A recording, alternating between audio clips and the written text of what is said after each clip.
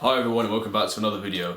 This time I'm going to be starting a new series that I always wanted to do when I first started this YouTube channel, when I was first doing it, but I never really got around to it. I tend to do top 5s and that, which I will be bringing back, but this was a series I did want to try, and that is ranking bands' discographies. I haven't got a name for it yet. You'll see a title. I guess it'll probably be something entirely bland, but nevertheless, it took me quite a while to decide which band I wanted to do it with. Because I thought where would be a good place to start. I don't want to do something too daunting. There are obviously bands I want to do with huge discographies, like Judas Priest is one I really want to do, or Opeth, something like that. I want to do something like a more middle discography which I can handle, something not too small, not too big. And one that I've been listening to a hell of a lot recently is Mastodon, who I've just been playing a hell of a lot of recently. So I figured that I've already got like a list in my head. I've written it down. I've kind of thought about it, moved things around. And I'm finally at a place where I'm happy with it, and I'd like to share that with you here. So yeah, worst to best. If you have any requests for what you want to see on this, what bands you want me to do, please put them in the comments. Really popular ones will get done, I promise this time. And yeah, let's get started with my least favourite Mastodon album. Now firstly, I just want to say I don't think any Mastodon albums are bad. In fact, I don't think they've got an album which is less than quite good. But the album of theirs, which is just quite good in my opinion, is The Hunter. This is by far the band's most inconsistent album. At its best, it is as good as anything they've done. At its worst, fairly average, in fact, which is not something you want to associate with Mastodon ever. But you think about songs like Black Tongue, or Blasteroid, or All the Heavy Lifting, Dry Bone Valley, The Creature Lives. There's a lot on this album to love. You know, I think Black Tongue is maybe their best song yet. This album was a bit of a turning point for the band. It was quite controversial when it came out because it was following Crack the Skye, which is obviously like a progressive, interesting, conceptual masterpiece.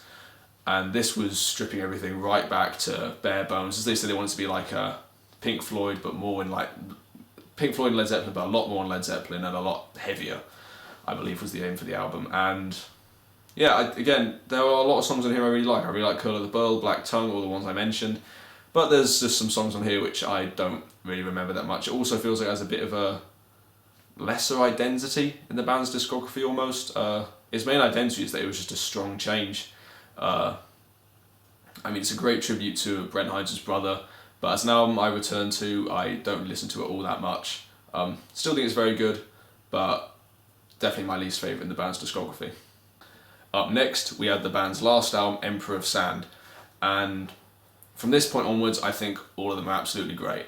Again, this was another controversial one. You know, some people said it was an absolute return to form, that the band that people used to love are back. Some people think it's just more of the same, but there's quite a harsh divide in Mastodon fans. Some people like the first 4 are absolutely remarkable and the rest is bad. Some people love all of it. Some people don't currently get into like Crack the Skye or the more arcane stuff they used to do. I really have an appreciation for all of it, but Emperor of Sand is definitely one of their lesser albums in my opinion. But that said, it does have some absolutely wonderful songs on it. Sultan's Curse, Show Yourself, Jaguar God, Precious Stones is really good. Roots Remain is an absolutely fantastic song, but there's just some songs which don't really do a great deal for me, like Steam Breather I find just to be alright. I also think the concept, when described to me, I think is a really interesting one, but I think as like the way it's told throughout the album isn't as convincing as the story itself is. Yeah, I like the more deserty vibe. I like the return to the concept album. I like that it's got some more like proggy things in there, but I just wish there was a bit more like of a snarl on this record. I think that's my main complaint about it. Like, I'd love it if it was just a bit more like, because there's a lot on here that reminds me of like Blood Mountain and The Hunter, but I wish it kind of just was a bit more aggressive and had a bit more of like that Troy Sanders wail on it. Not wail, that bark of his, that growl. I'm always hoping they'll bring more of that back, because I always think it's a key part of the band's sound, which I honestly miss a bit. But yeah, Emperor of Sand, still a great album, comes in at number 6. And up next we probably have the most controversial of my choices, Remission. Now, this is probably going to be the most divisive thing that I say today. Remission is not as brilliant as the other 3 albums in their initial 4 album run. Now maybe that itself isn't controversial, but I do think it is quite the step down from the other three. Again, it's the same case as the other two. At its best, it is masterful. March of the Fire Ants, Elephant Man, Crusher Destroyer. This is an absolutely remarkable debut album, but as an album in itself, I don't necessarily return to it that much. Again, I still think it's great, just not as great as some of the other stuff they've done. I also find the production doesn't really do Mastodon justice. It seems a bit more wiry and a bit thin, whereas Mastodon should have like the mightiest production job imaginable, which I think they actually achieve on later albums. But as an initial statement of intent, I can't really fault it. You know, if I was running Relapse Records, or I believe it's the record label it came out on, and I had a new band and it was this album, I would be absolutely floored and so excited for their future. And at this point we can look back and rightfully have been excited for their future. But Remission as an album, still think it's absolutely great, but not quite up to the par of the band's absolute brilliance.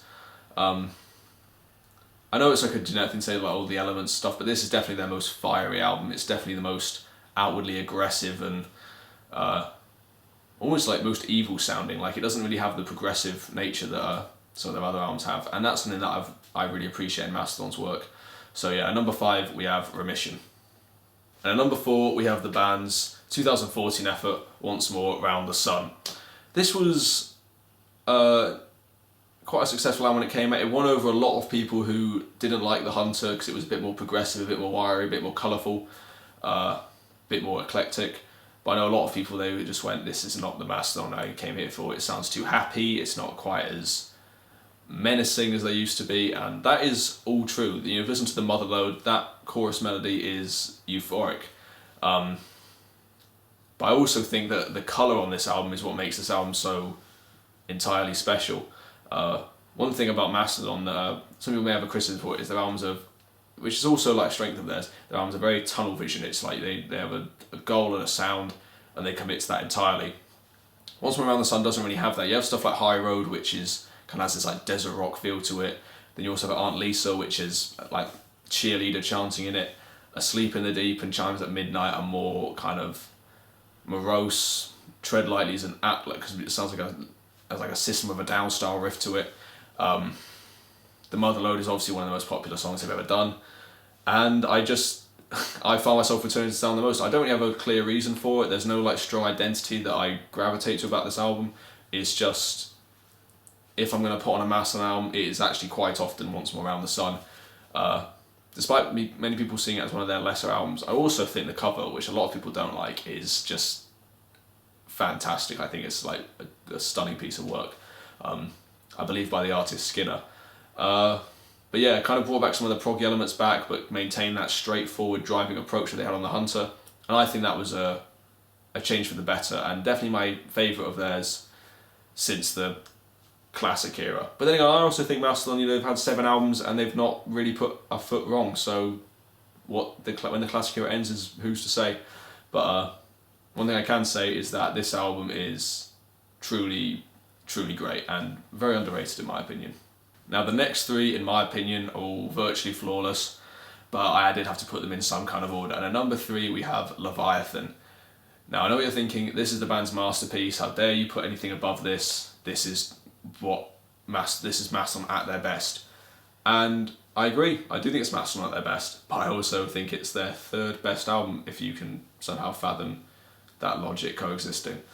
But nevertheless, again, it's a case of like I just listen to the other 2 I have above it more.